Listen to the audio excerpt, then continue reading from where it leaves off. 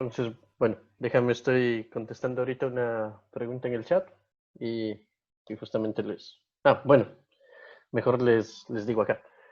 Eh, Carlos pregunta, hola David, los sistemas de encriptación vistos en en la clase anterior, ¿dónde se aplican particularmente? Bueno, eh, los sistemas que hemos visto, el problema aparentemente es que, bueno, en general de las primeras clases, que eran los de Hill y la encriptación afín, el problema que tienen es que en el fondo no son seguros. Entonces, ya en el fondo no se usa. Sí. Más bien les di como para que vean que ahí funciona y todo, que funcionan como teóricamente como métodos de encriptación. En la realidad hay otros algoritmos que se llama el DES, que usa como en una etapa la parte de la encriptación por, por la matriz, la encriptación de Hill, básicamente. En cuanto a los otros, como les dije, el de Diffie-Hellman no es realmente para encriptar algo, sino para intercambiar una clave privada de modo público.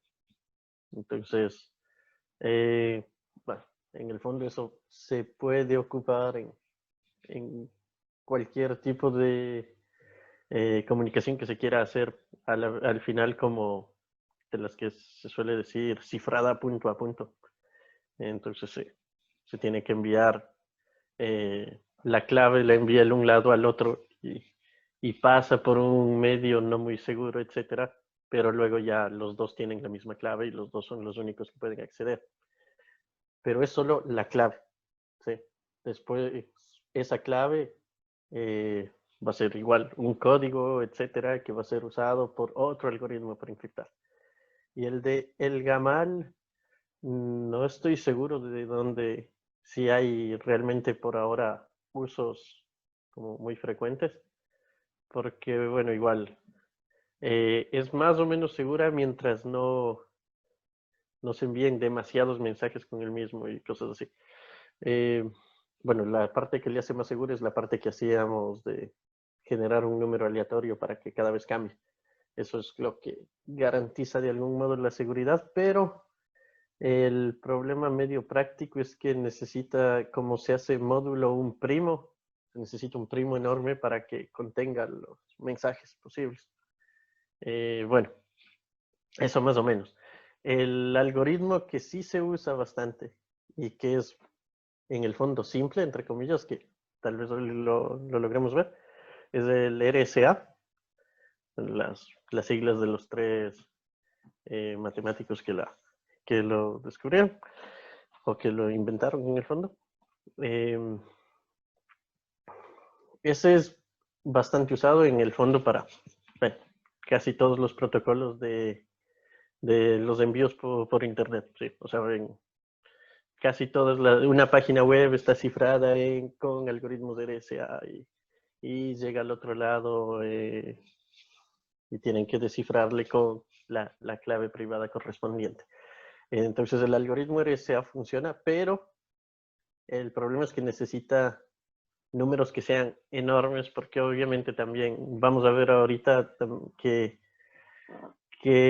pese a que hay algoritmos como ingenuos para intentar descifrar cosas o intentar buscar las claves privadas, obviamente eso se van a demorar mucho y no van a tener mucho sentido, pero si usamos un poco más de matemática más fuerte, eh, se, puede, se puede buscar de forma más eficiente. Bueno, eso para más o menos contestar la pregunta de Carlos. Y ahora sí comenzamos con la clase de hoy, que básicamente es esto. Habíamos dicho que vamos a ver cuál es la diferencia entre multiplicar y factorar enteros, simplemente ver cuál es más fácil. Yo les había dicho que, bueno, básicamente lo que hablamos al hablar de más fácil es cuántas operaciones tenemos que hacer, ¿sí? Donde sumar, multiplicar, tomar módulo. Le contamos como una sola operación para aligerar las cuentas, ¿sí? Eh, ok, de nada, Carlos. Eh, bueno, entonces, ¿qué es lo que pasa? factorar un entero no es fácil, ¿sí? Como les había dicho, bueno, intenten factorar este número, el 2020 0903 creo que fue, que era la fecha del martes pasado, ¿sí? 3 de septiembre del 2020. Y bueno, resultó que en realidad es primo, ¿no? Y fue completamente al azar. Yo les digo ahora algo bien parecido. ¿Qué pasa si les digo, o qué podrían intentar hacer ustedes, si les digo que intenten factorar, esperen, déjenme ver el número para copiarles bien, porque esto lo hice recién nomás. Ya, intenten factorar este número. ¿Sí?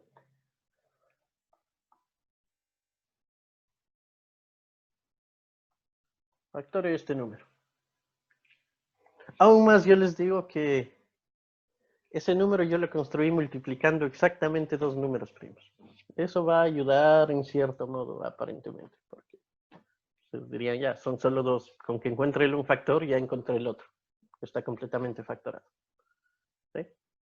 Porque de hecho el problema es solo con encontrar un factor ya reducimos el problema. Porque si les digo factore un número que es enorme, encontramos un factor y seguirlo factorando es seguir factorando el resto. ¿Sí? O sea, si tenemos un número n y un divisor d, factorar completamente n es como encontrar un d, el d divisor, después dividir n para d y volver a repetir el algoritmo, que ya va a ser sobre un número más chiquito y entonces debería ser un poco más rápido. Bueno, si les digo multiplique dos números parecidos a este número, la multiplicación la hacen rapidito. Pero si les digo factore este número, en realidad, en principio, ¿cuál sería la primera opción? ¿Alguien tiene alguna idea por ahora de qué podríamos hacer? ¿Sí? Las ideas más ingenuas posibles o sea, funcionan ahorita porque son lo único que tenemos, ¿no? Vamos a tratar de ver unas formas un poquito más eficientes también. ¿Alguna idea que tengan para poder encontrar un factor de ese número?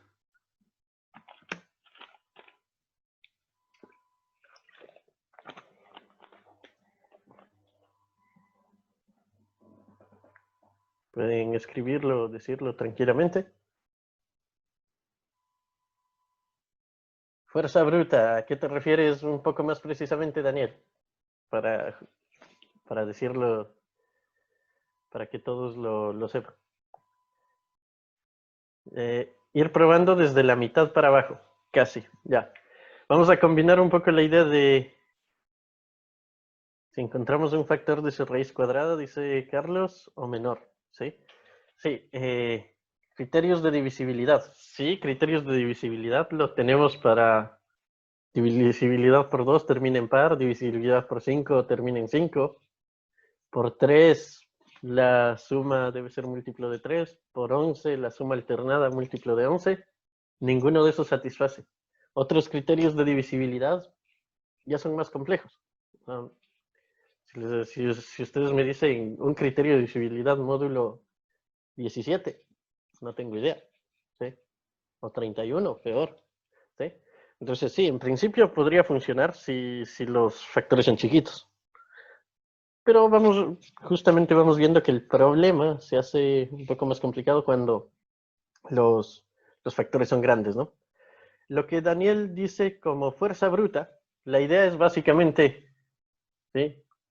Digamos en programar, medio programado sería hacer un lazo while. Comenzamos desde el 2, ¿sí? Y mientras n no sea congruente con 0 mod p, avanzamos mod d, tomamos d igual a d más 1. ¿Sí? De hecho, podemos optimizarle un poquito porque dijimos, bueno, el de 2 es fácil. Y, bueno, o sea, si tenemos 2 como factor, eso le reconocemos fácil. Comenzamos en 3 y vamos saltando de 2 en 2, porque el único primo que es par es el 2. Entonces vamos saltando de 2 en 2 para hacerlo un poquito más eficiente. ¿Sí?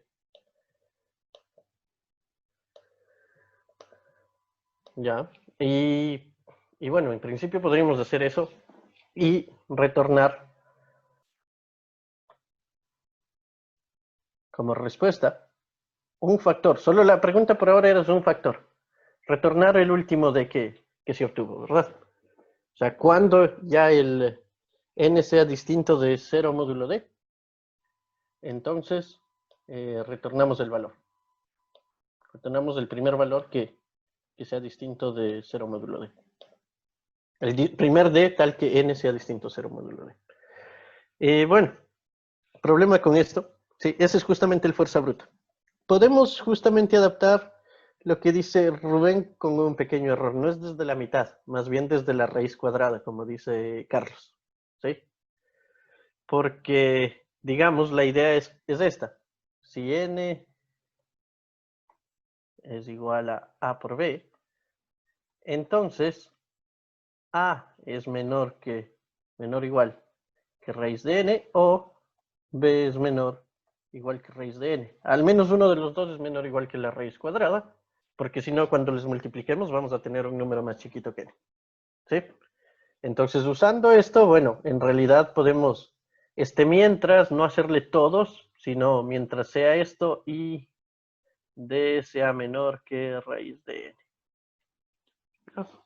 Optimizamos bastante, digamos. Ya no probamos n valores, sino raíz de n valores. Igual la raíz de n es grande. O sea, si n es un número con 30 dígitos, raíz de n es un número con como 15. ¿Sí? Entonces, sí, achicamos bastante, pero tampoco tanto. Por ejemplo, si tomáramos algo como el logaritmo, ya sería más bonito. ¿Sí? Aparentemente no hay tal. ¿Sí? Ojo, esto, sí, no va a estar muy, no es la forma más eficiente. Entonces, no es eficiente.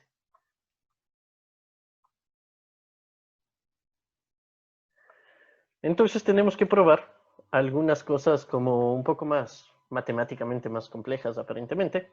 Por ahora vamos a hablar solo de un par, ¿sí?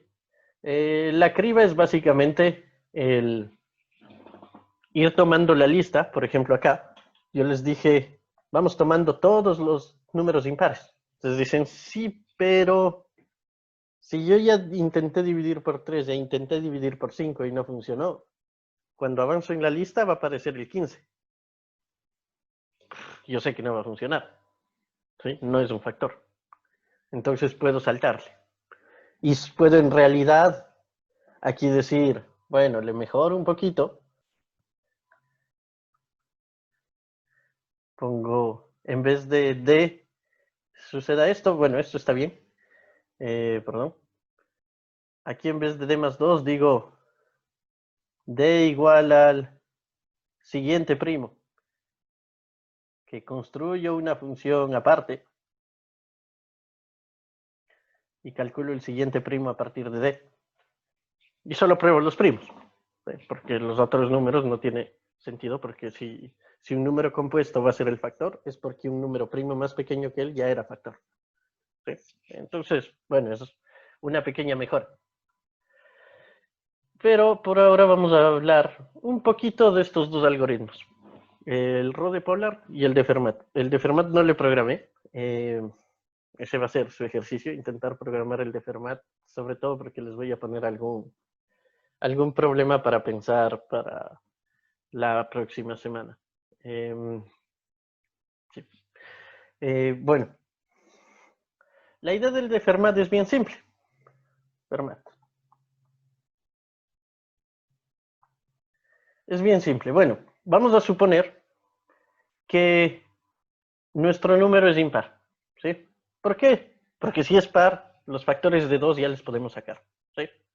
Entonces suponemos n impar.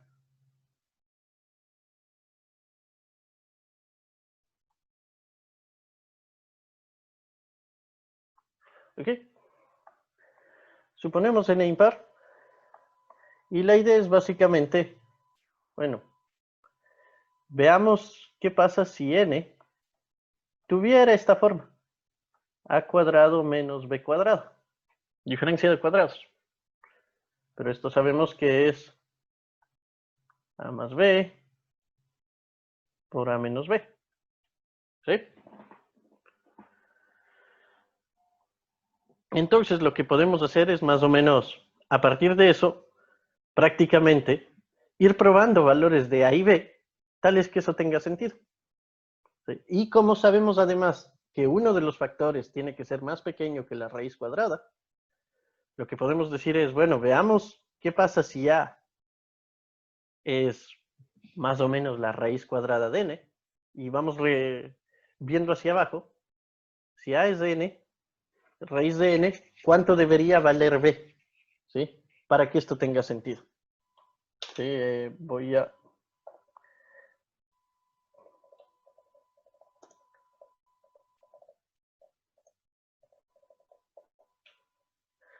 voy a tratar de mostrarles el algoritmo acá. Sí, bueno. Sí, la idea es esta, ¿no? Entonces, si esto fuera un factor, a esto le llamamos C y a esto le llamamos D. Si C y D son esos valores, entonces claramente ¿qué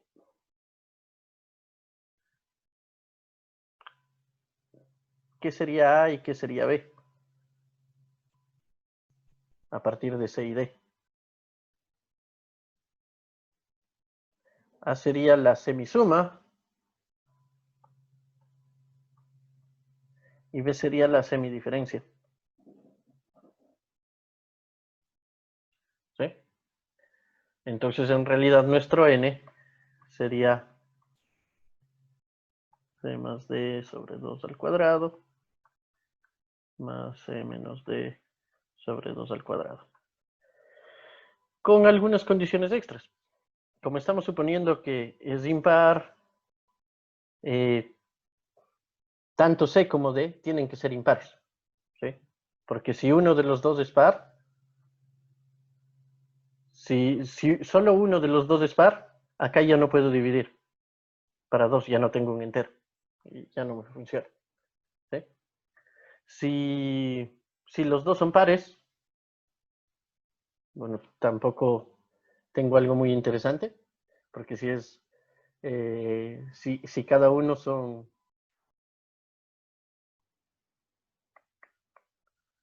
a ver, sí. Si cada uno es par, entonces acá tengo un múltiplo de 4, un múltiplo de 4, al dividir para 2, etcétera, mi n sigue siendo par. Que, que se supone que no es lo que tengo acá. N es impar en nuestra suposición. ¿Ya? ¿Y qué es lo que hacemos entonces? Bueno, intentemos valores de A. ¿Sí? O sea, la idea es como llenamos una tablita. ¿Sí? Sabemos además que el A estamos tomando como que es el número más grande. Entonces, digamos, tomamos A, un número que parta de la raíz cuadrada, como dijeron hace rato. ¿Sí? Tomamos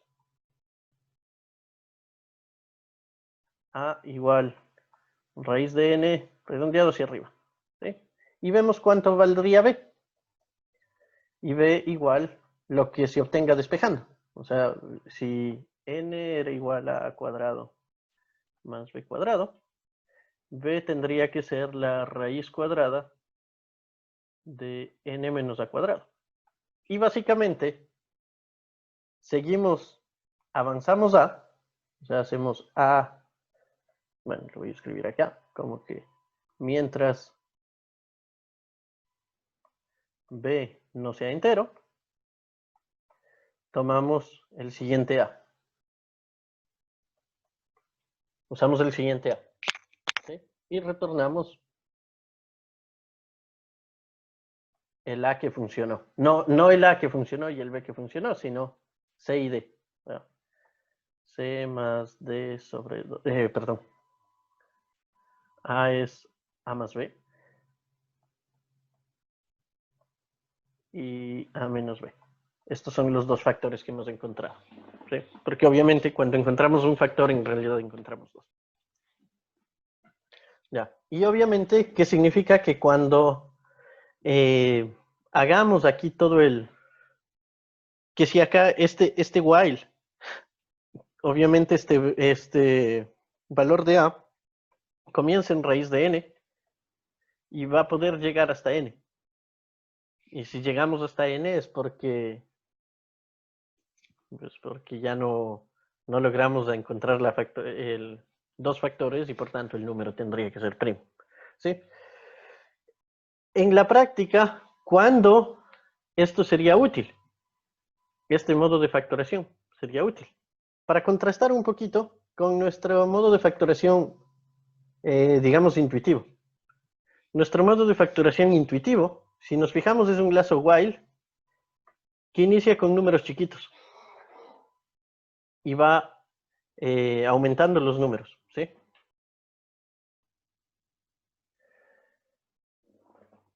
El de acá, iniciamos más bien con un número relativamente grande, ¿sí? Raíz de n. Es como el mayor valor posible para el factor más chiquito. Entonces, ¿qué es lo que pasa? Básicamente, el primer caso, acá, cuando intentamos factorar por fuerza bruta, esto va a ser útil realmente cuando uno de los factores sea bien pequeño, porque entonces este lazo while no corre muchas veces, ¿sí? Porque, digamos, eso es lo malo del lazo while, ¿no? Es un mientras suceda algo. Pero ¿cuándo sucede? Cuando suceda, ¿sí? ¿Cuándo va a parar eso? Cuando pare. Sí, la respuesta suena tonta, pero es esa, ¿sí? Sabemos que va a parar, pero no sabemos exactamente en qué iteración, al haber hecho 5 veces el lazo o 23.000 veces el lazo, no sabemos. Misma historia acá, ¿sí? Pero lo que sí podemos es como que a partir de esto intentar acotar, porque por ejemplo, si ya tenemos un valor de A, vamos viendo que el valor de B, obviamente, si A crece, B decrece, ¿sí? Y entonces ya nos da una cota para el valor de B, ¿sí? Y por tanto para el valor de A más B y el de A menos B, ¿sí? Obtenemos cotas para los factores. Entonces, digamos, por ejemplo, como obtenemos una cota, podríamos como que hacer un Frankenstein de los dos algoritmos, es decir, pruebo esto con unos 10 valores de A, ¿sí? Porque además B va a ir bajando como un poco más rápido. Entonces, pruebo unos 10 valores de A, ya tengo una cota para B. Con esa cota para B y por tanto para A menos B, puedo acotar acá y ya no hacer este D hasta la raíz de N, sino hasta esa cota, que es un número más chiquito en principio, ¿sí? Entonces, mejora un poquito. Igual, el problema sigue siendo que es como, ¿cuándo finalizamos? Cuando finalicemos, ¿sí? No sabemos cuándo. Si intentan hacer este factor, va a estar medio complicado, ¿sí? Usando los dos métodos. Voy a mostrarles ahora, espero, justamente, espérenme un segundito. Creo que estoy acá. Sí, veamos. Entonces acá yo lo que hice fue simplemente implementar a la mala, ¿no? Aquí está sin las mejoras de decir, me salto los pares, me salto los números que no son primos, etcétera. Eso sí mejora, pero no va a ser una mejora tan sustancial, ¿ya? Acá vemos, por ejemplo, para encontrar los divisores de 439, encuentra que el divisor es 439, es decir, que el número es primo. Se demoró 49.6 milisegundos, no está mal, ¿sí?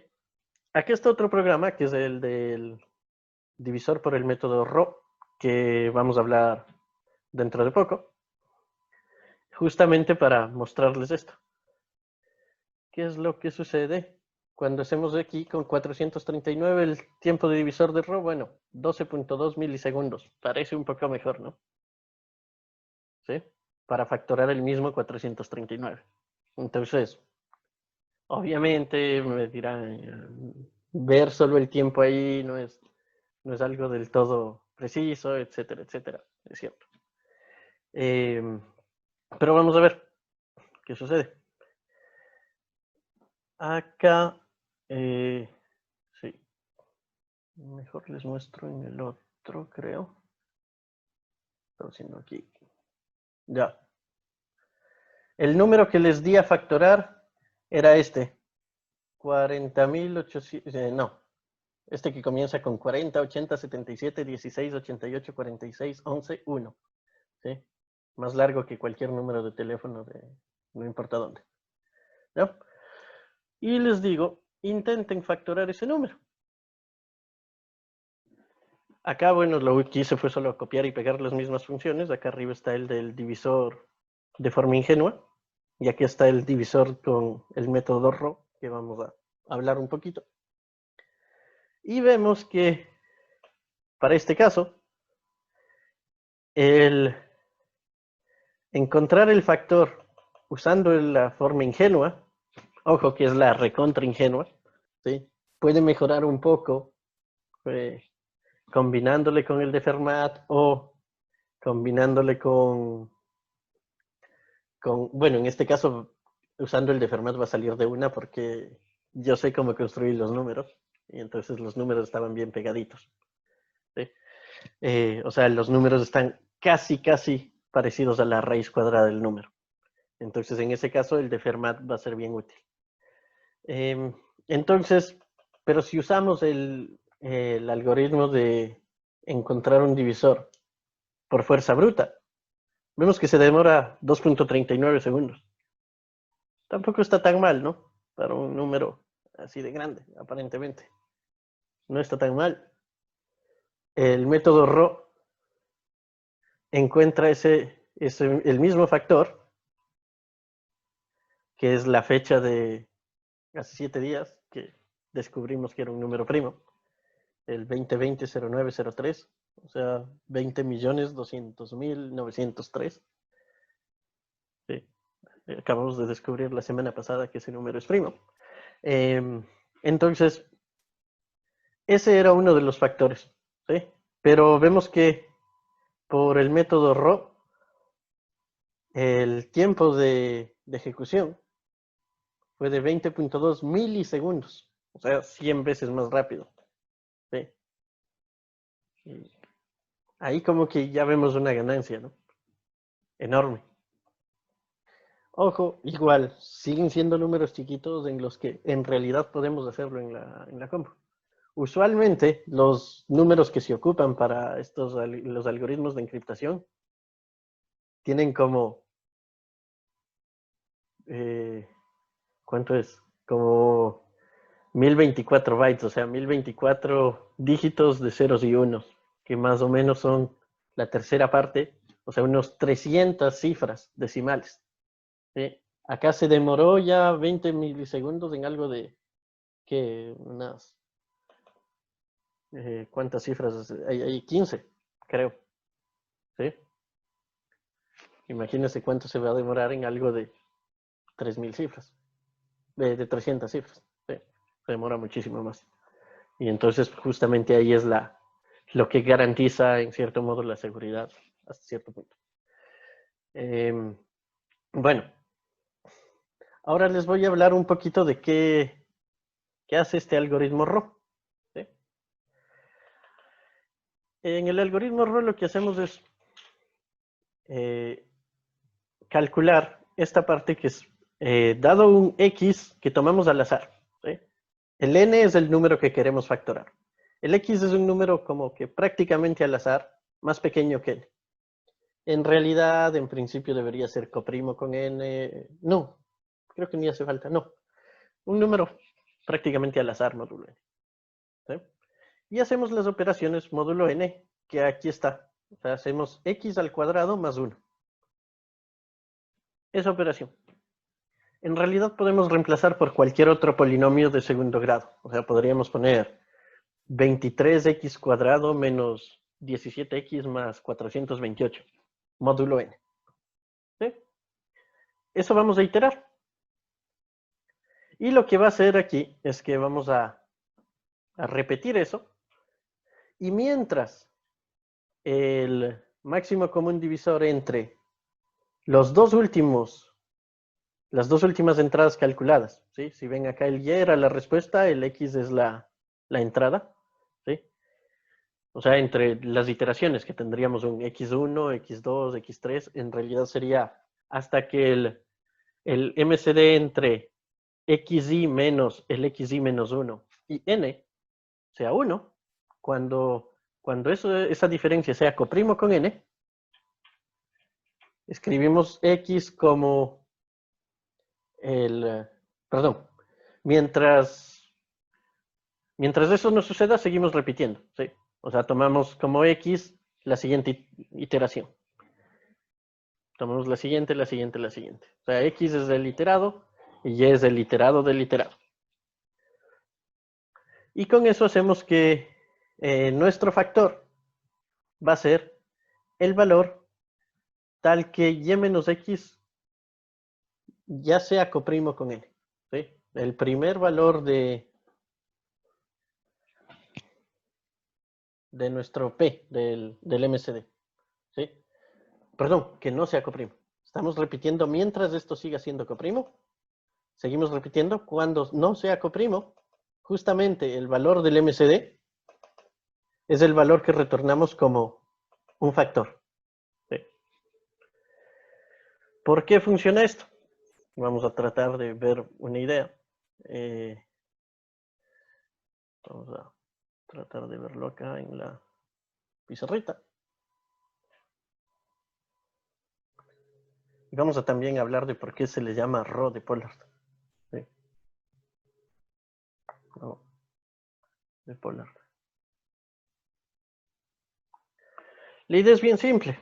O sea, ¿por qué se le llama rho en principio? Si se fijan, estamos construyendo como que tenemos dos sucesiones. La de los XY. Tenemos X1, X2, X3, etcétera. XN. Una sucesión cualquiera. Y tenemos esta otra sucesión que es el Y igual a... Mejor pongámosle así. Hagamos uno un poco más fácil. XY, pensemos en esta sucesión. Que sea un X sub 0 más K. Todo siempre en Zn. ¿Qué es lo que va a pasar con esta sucesión XY igual a X sub 0 más K? Tener los números en Zn es como tenerlos alrededor de un círculo, ¿sí? Y entonces si voy avanzando y aquí estoy en X0, acá voy a estar en X1, X2, etcétera. Lo que yo busco para hallar el factor es tratar de ver cuándo vuelvo a caer en el 0. ¿Sí? ¿Cuándo vuelvo a caer en 0? O en realidad, de forma más sencilla, sí, no en realidad en el 0, ¿cuándo vuelvo a caer en dos que sean el mismo? ¿Sí? ¿Por qué? Porque si se fijan, si avanzo, si tengo, digamos que n es 5, ¿sí? Tengo 1, 2, 3, 4 y 5 pedazos. O sea, el 0, 1, 2, 3, 4. Y avanzo desde el 2 en pasos de a 2. Entonces avanzo aquí, este es mi X1, este sería mi X2, 1 sería mi X3, 3 sería mi X4 y 0 sería mi X5. ¿Sí? Y doy vuelta a todo el círculo, o sea, regreso al 0, o regreso al X1 si se quiere, que es de donde partí. No, más fácil comenzamos en 0 al inicio. El X0 podemos decir que es 0 aquí. No hay problema. Lo que vemos es que para dar una vuelta completa, ¿sí? O por ejemplo acá, hacemos un paso más, X6. Si hacemos X6, vuelve a coincidir con X1. Y si se fijan, para que eso pase, justamente pasó después de 5 intentos. Veamos otro ejemplito simplón. ¿Qué pasa si mi n es 6? ¿Sí? Y yo comienzo en 1 y salto de a 2. Este es mi x1, este es mi x2, este es mi x3, este es mi x4. x4 es igual a x1, significa que di una vuelta en 3 pasos, y eso significa que el 3 es divisor de 6. ¿Sí? La idea es bien simple. Ahora, ¿qué es lo que pasa acá? Lo que sucede es que esto se va a dar la vuelta como que más o menos lentamente. ¿Cómo le podemos acelerar a que dé la vuelta más rápido? Hacemos cada paso, en vez de tomar el anterior más k, o si se fijan igual, podría haber dicho, de hecho, no solo más k, podría haber dicho, ¿qué pasa si k es 1? ¿Sí? No importa el valor de k, en realidad. ¿Sí? Incluso con 1 funciona. Puedo obtener un factor. Obviamente, con k igual 1 voy a obtener el factor trivial. Así que no hay mucha gracia. ¿Ya? Pero si hago la operación de no elevar, no sumar una vez cada uno, sino que cada paso el xy sea el xy al cuadrado más k, sea el anterior al cuadrado, en lugar de ir avanzando como que en bloques del mismo tamaño, voy a ir avanzando en bloques de tamaños como que más o menos aleatorios. En realidad, en principio, cada vez es el doble. Pero recuerden que es módulo n, así que multiplicar por 2 cuando ya el número se pasa de n es como multiplicar por un número más chiquito, o realmente como regresarse un poco, etcétera, etcétera. Y ya depende de cada valor. O sea, en realidad, si se quiere, esta nueva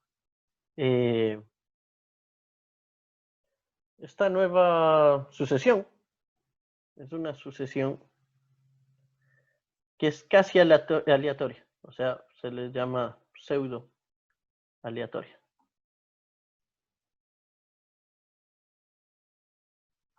¿Sí? Pero tiene una ventaja igual. Es decir, como en cualquier sucesión módulo n, ¿sí? Si vamos tomando sucesiones módulo n, etcétera, etcétera, algún rato se va a repetir. ¿Por qué? Porque tenemos un número finito de elementos. ¿Sí? Entonces, como hay un número finito de elementos, algún rato vamos a caer en las mismas, porque está definida recursivamente. Como está definida recursivamente, algún momento va a regresar, ¿sí? Acá creo que, sí, acá me equivoqué en la escritura. En cada paso y vamos aumentando k. Xy más 1 igual a xy más k. ¿Ya? Como está algo definido recursivamente, en algún momento vamos a cerrar un ciclo, ¿sí? Y la idea, por eso se le llama el RO, es que en este caso vamos a comenzar como que x1, x2, x3, pero lo que sucedía es que en este caso, para cerrar el ciclo tendríamos que forzosamente regresar al x1. En este caso, podemos llegar a algún xk y seguimos dando la vuelta. Y en algún momento ese xk es igual a algún xm. Y entonces eso significa que m menos k es un factor de nuestro n. ¿Sí? Esa es básicamente la idea. Pueden, ejercicio, tratar de demostrar que esto va a suceder. ¿Sí? Pero si ven, usamos una cuestión como medio mágica, ¿no? Para optimizar, ¿sí? Es esta sucesión pseudo aleatoria, pero que de todos modos, como es recursiva y como estamos en un conjunto finito, en algún momento se va a repetir. Y entonces buscamos cuándo se repite. ¿Sí? Y el cuándo se repite me va a dar que la diferencia entre la primera y la segunda vez que tuvo el mismo valor va a ser un factor de n. que fue más o menos acá lo mismo, ¿no? Acá la idea fue la misma. X1 y X4 fueron factores, entonces 4 menos 1, perdón, X1 y X4 coincidían. Entonces,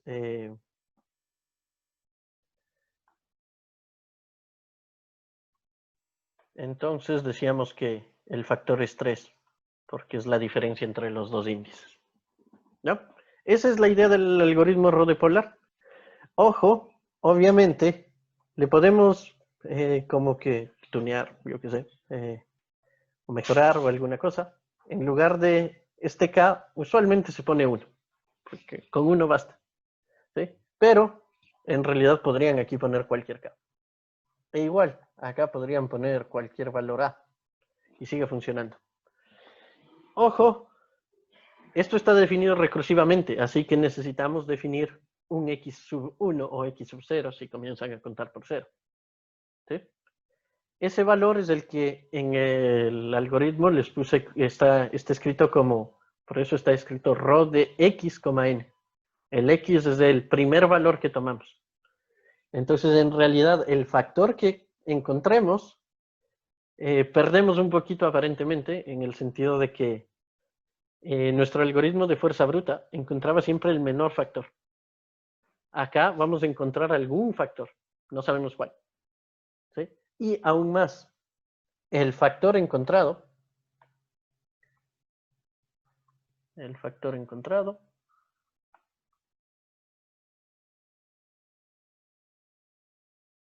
depende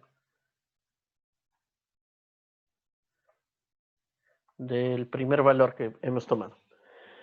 Ojo, en algún caso podríamos estar con mucha mala suerte y esto aparentemente nos podría decir que el número es primo, ¿sí? Porque justo tomamos el valor para el cual esto se da la vuelta completa. Pero no es muy probable. Y si eso sucede, bueno, intentamos otro valor por si acaso. Comprobar unos 3, 4 valores. Ya vamos a estar seguros de que es primo o no, básicamente. Sí, o no estamos seguros, pero la probabilidad de que sea primo va a ser muy alta. ¿Sí? Obviamente, sí, van a decir el problema ahí sería que la idea de ver si es primo o no va a ser como estocástica, ¿no? No es completamente certero para cuando el número es primo. Pero no es un problema tan grave, porque hay otros algoritmos que son un poco más rápidos para verificar si un número es primo.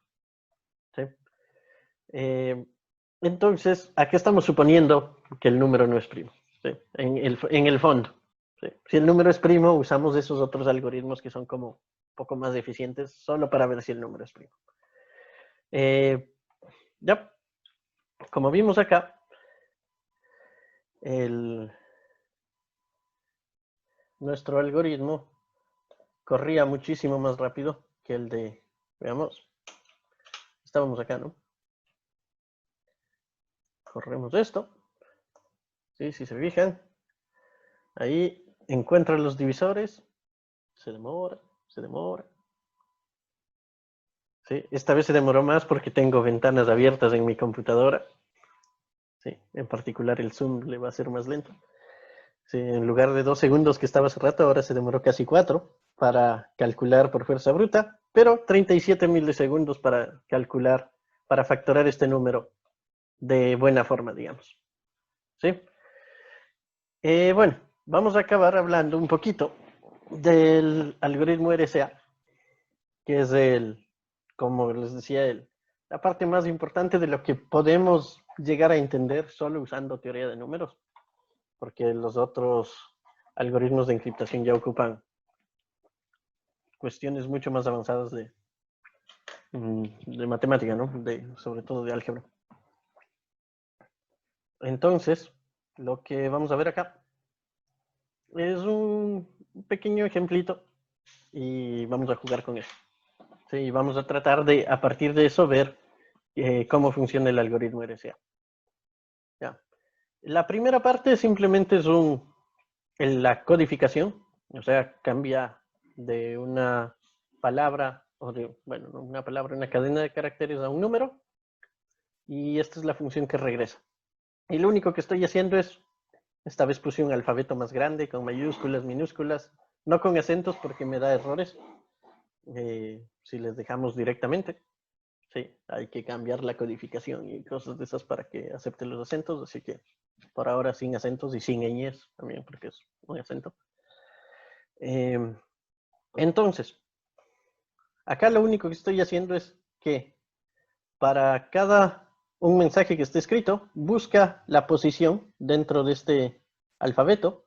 O sea, el 0 está en posición 0, en Python siempre inicia en 0 a contar.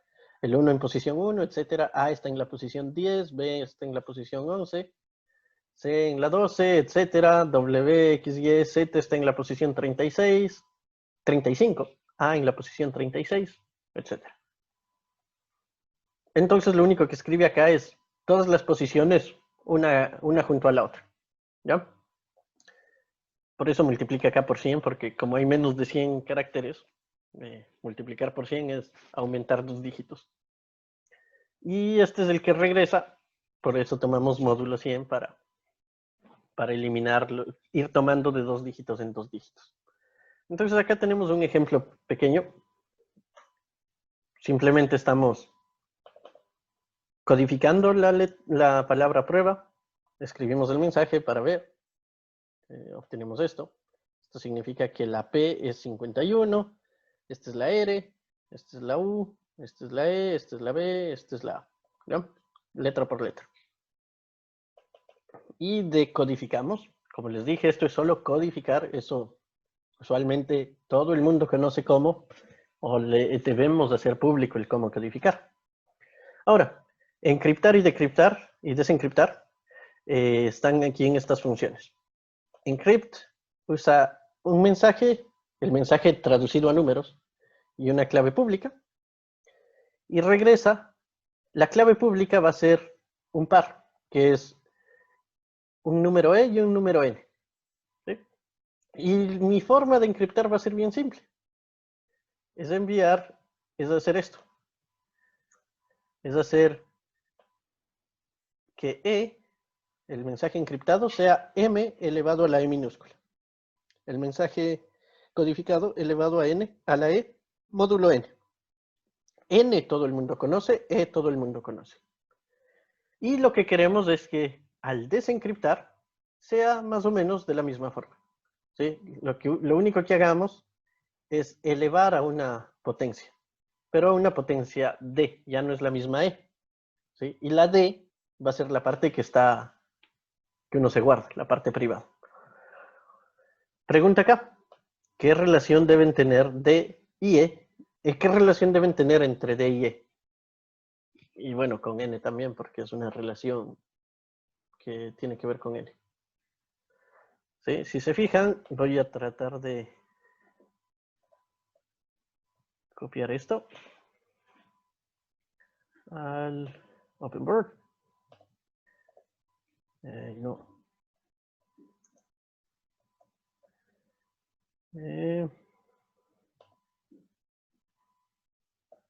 Pantalla.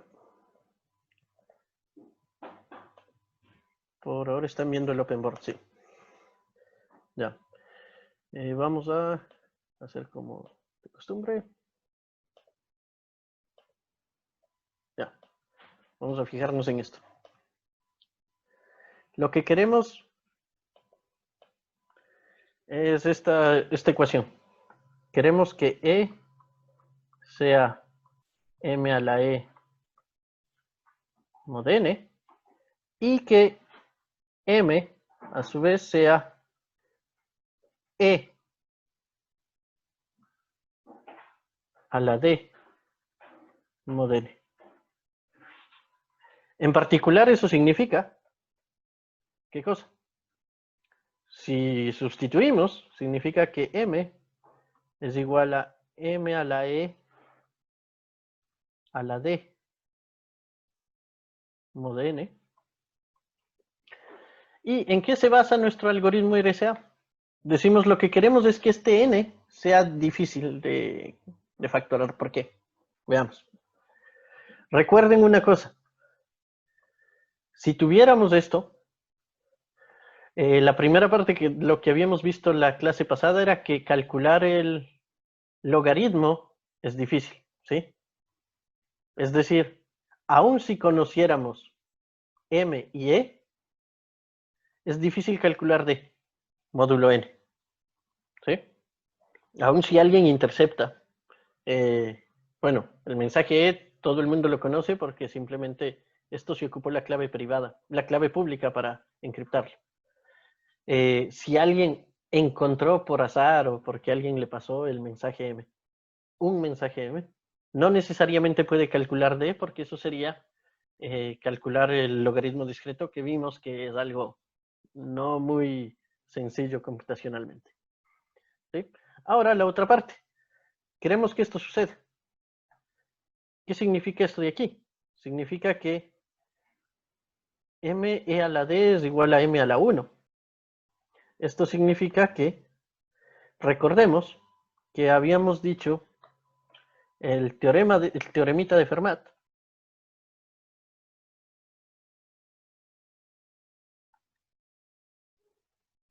decía que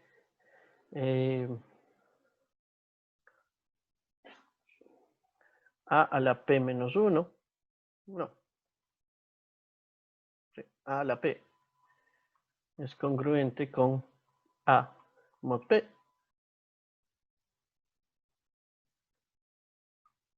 si p', y la versión como mejorada de esto, que es el teorema de Euler en realidad, sería que a elevado a la phi de p es congruente con 1. Bueno, aquí sería phi de n para cualquier n.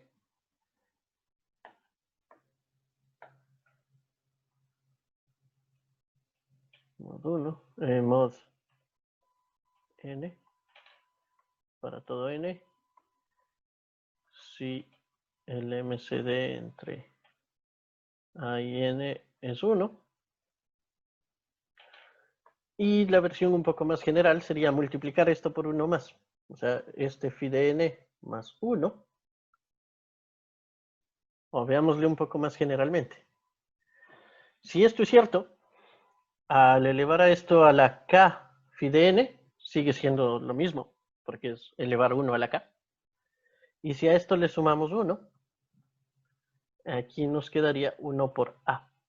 Es decir, el teorema de Euler también le podemos escribir como un teorema de Euler prima, que sería a elevado a la s es congruente con a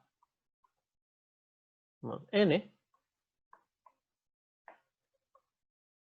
si s es congruente con 1 mod, ya no mod n. Si se fijan, aquel exponente es un múltiplo de phi de n más 1. Phi de n.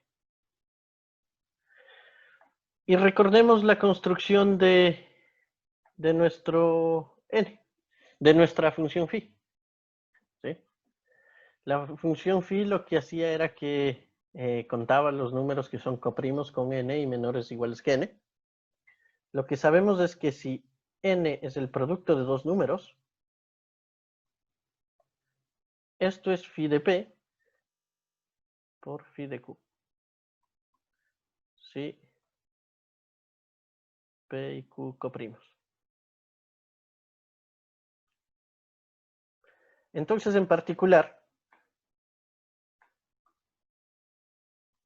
si p y q son primos, p distinto de q son primos, tomamos dos primos y distintos, phi de pq debe ser igual a p menos 1, que era el phi de p, por q menos 1, que es phi de q. ¿Sí? Entonces, esa es la condición que acabamos de tener. Necesitamos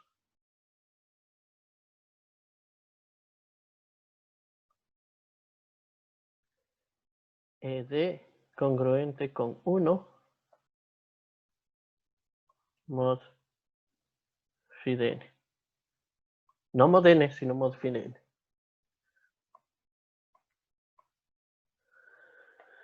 En particular, entonces, usualmente lo que hacemos es n de la forma en que dijimos abajo.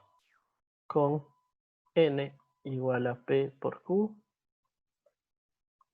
p y q primos. Dos primos distintos. Vamos a ver para medio terminar la clase de hoy y vamos a hablar un poco más del detalle de esto en la próxima clase. Vamos a ver qué es lo que pasa con estos ejemplitos en Python. ¿Sí? En nuestro Jupyter Notebook. Entonces acá estaba cómo encriptar. Ya vimos qué es la condición, qué condición debemos tener. Bueno, acá simplemente que hice esto no debía mostrarles, pero bueno, ya. Sí. No ven. No hay problema. Veamos. No vean el D. Ya, ahí.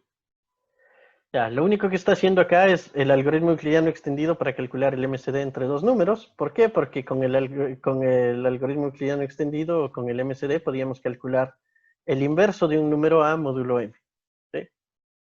Que es el primer valor que se obtiene acá. Entonces, para nuestro caso, P, yo tomé P, tomé Q, el primo que encontramos por azar la semana pasada, el 20.200.903, y P es el siguiente primo, que es 20.200.937, que se lo encontré a la mala, por fuerza bruta, básicamente probando todos los siguientes y ver cuál es primo. ¿Ya? Entonces, ¿qué es lo que hacemos? La clave pública es el par E, N. ¿Cómo calculamos E? Perdón, E es cualquier número que nosotros se nos antoje, módulo N, o sea, tiene que ser un número más pequeño que N, si no, tiene que ser reducido, módulo N. N era nuestro número grande de acá, ¿sí? El que les dije intenten factorar. Este es N, ¿sí? Que justamente por eso les decía, yo sabía qué forma tiene N. N es 20.200.903 por 20.200.937. Es este número de acá, con 15 dígitos. ¿Ya? Y entonces lo que hacemos es lo siguiente. Calculamos todo como dice. N es P por Q, ya está arriba. La clave pública es E y N.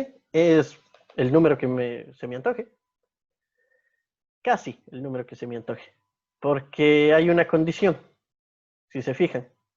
Acá tuvimos que calcular el inverso de E módulo N, módulo phi de N. Eso significa que tiene que tener inverso. Y para tener inverso justamente usamos el algoritmo euclidiano extendido cuando el MCD es 1. ¿Sí? O sea, en realidad la condición que debe tener, podemos escribir acá, es que D por E debe ser congruente con N. No, perdón, congruente con 1. Módulo phi de N. Y todo esto debe estar escrito como fórmula. ¿Ya? Y en particular, eso lo que me indica es que el MCD entre E y N tiene que ser igual a 1 para que eso tenga sentido. ¿Sí? Es lo que estamos diciendo acá. Entonces este E, bueno, lo tomé casi al azar, pero esta vez lo tomé al azar y funcionó. ¿Sí? Si toman uno que no funcione, cambian y ponen uno que sí sea coprimo con phi de N. ¿No? Calculan este D como el inverso, pero ese D se lo guarda, nos lo guardamos. ¿Sí? O sea, ustedes no ven ahorita cuál es el D. Guardamos como clave pública el par E y N, la clave privada es D y N, aquí estaba el valor de D. Verificamos acá que D por E módulo phi de N es 1. Lo construí así que eso debe cumplirse de ley. Y vamos a encriptar nuestro mensaje M. ¿Qué es lo que hacemos? La función encriptar era simplemente el mensaje que ya está codificado como un número, que es este de aquí, este número de aquí, le eleva a la E, elevado a la 200.2009, si se fijan es 2020-09, y eso módulo N, ¿sí? Y N era todo nuestro número enorme de 15 dígitos. El resultado es este. Ese resultado es el que se envía, ¿sí? Cuando ustedes envían alguna cosa, escriben su correo, bla, bla, bla, ustedes escriben el correo, pero no se envía el correo directamente al servidor de Google, sino se envía un mensaje parecido a esto. Y ese allá, ellos tienen una forma de desencriptar, básicamente tienen su D guardado, igual su D secreto, que elevan eso a la D y tienen esto de regreso. Tienen el mismo número original, que obviamente acá lo único que hice fue recuperar la cadena de caracteres. Ojo, hay un problema ahí. ¿Qué problema ocurre en esto? Como estamos trabajando módulo N, ¿qué pasa si mi mensaje, cuando está codificado, que es un número, qué pasa si mi mensaje, o mi codificación del mensaje, mi valor de M, es más grande que N? Ya no me sirve, ¿sí? O sea, en realidad lo que pasaría es que no codifico ese mensaje, no encripto ese mensaje, sino primero voy a reducirle módulo N y es otro mensaje el que termino desencriptando o encriptando, ¿sí? Pero ahí lo que en realidad se hace, y justamente eso me pareció interesante tratar de hacerles notar acá, lo que haríamos es, si algo es como muy largo, ¿sí? En este caso la palabra prueba, si ven, ya tiene codificado, son como 12 caracteres, ¿no? Nuestro número N tenía 15, ¿sí? Es decir, si ponemos 2 letras más, ya no podemos codificar. Ahora intentemos encriptar en cambio algo que diga mensaje de prueba. Directamente no podemos. Lo que tenemos que hacer es, le vamos partiendo. En este caso, nuestro M, nuestro valor de N, que es algo de 15 dígitos, va a permitir encriptar cosas de hasta 7 letras, ¿sí? Hasta 7 caracteres. Entonces lo que hacemos es partirle en pedazos, que acá dice, de 7, tamaño 7. ¿Sí? Esto es lenguaje, programación de Python, partir una cadena en una lista donde cada pedazo es una cadena de longitud 7, salvo el último, obviamente, que tiene la longitud que tenga, que es menor o igual a 7. Hacemos lo mismo, pero con mensaje de prueba, lo que hacemos es encriptar cada pedazo por separado. Entonces es como que en realidad tenemos, en este caso, mensaje de prueba. Si se fijan, mensaje, hasta ahí iría la primera, ¿sí? Son 7 letras. 2, 3, 4, 5, 6, 7. Hasta la U va el segundo mensaje y el tercer mensaje es Eva. O sea, en realidad estamos como encriptando 3 mensajes y enviamos 3 mensajes. Y luego tenemos que desencriptar los 3 mensajes y volverlos a juntar. Esto ya es como programación de Python, nada más, ¿sí? O sea, aquí ya no hay nada nuevo matemáticamente hablando. Bueno, con eso creo que podemos más o menos terminar por hoy. La próxima clase vamos a hablar con un poquito más de detalle de lo que pasa aquí en el algoritmo RSA, ¿sí? Sobre todo para tratar de ver que, bueno, acá ya más o menos está visto que esto tiene sentido, o porque le construimos para que tenga sentido. Otra es como, ¿por qué se les ocurrió esta cosa de decir, usamos 2 factores? Bueno, parece que más o menos hemos visto, ¿no? Como que es más difícil factorar un número que tiene menos factores. Si un número tiene muchos factores, alguno de esos factores es más chiquito, ¿sí? O sea, el tamaño de los factores en general es más pequeño mientras más factores hay. Entonces es como mientras más grande es el factor, más difícil es encontrarle, en principio. Esa es la idea que dicen acá, bueno, usamos solo un número que sea el producto de dos factores primos, ¿sí?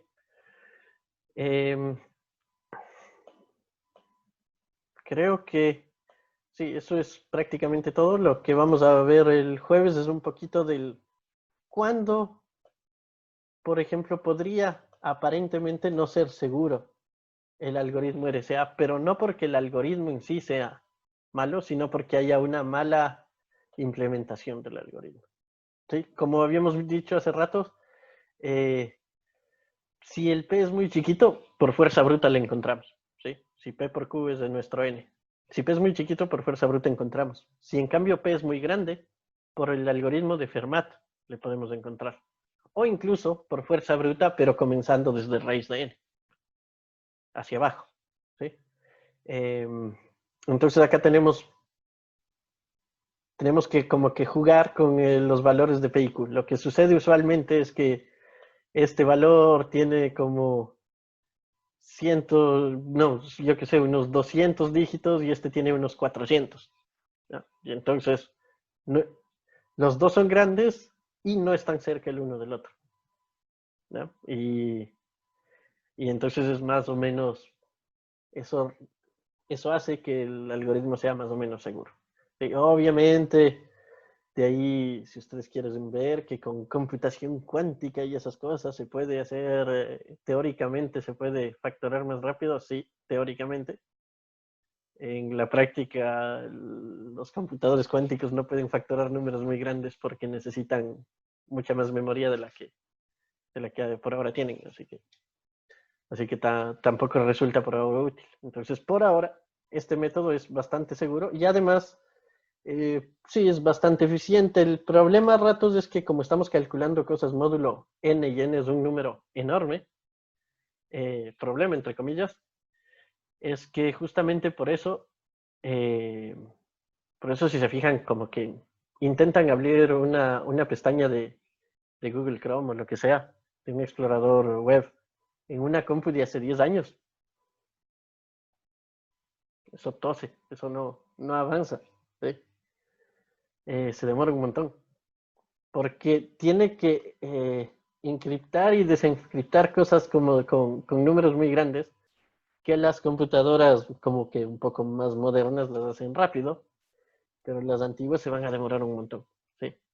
Igual en los celulares, por eso es que algunos eh,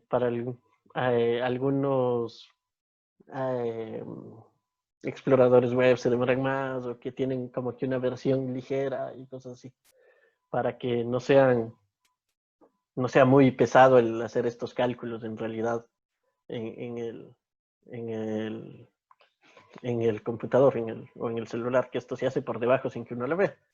Y por ejemplo, por eso también es que hay otro para los cifrados tipo los mensajes de WhatsApp y eso.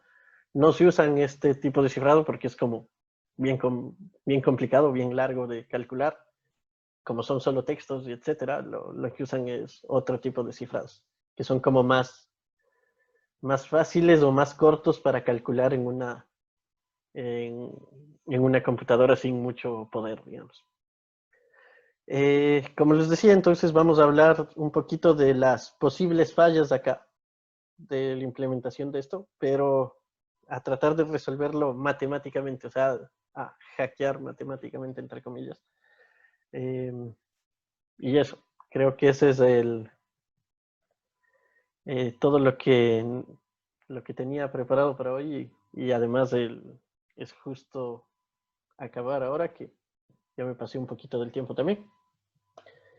Quedamos ahí y nos vemos el jueves. Creo que el jueves les voy a enviar algunos ejercicios para que intenten hacer para la otra semana y ahí es más o menos sería el final del curso.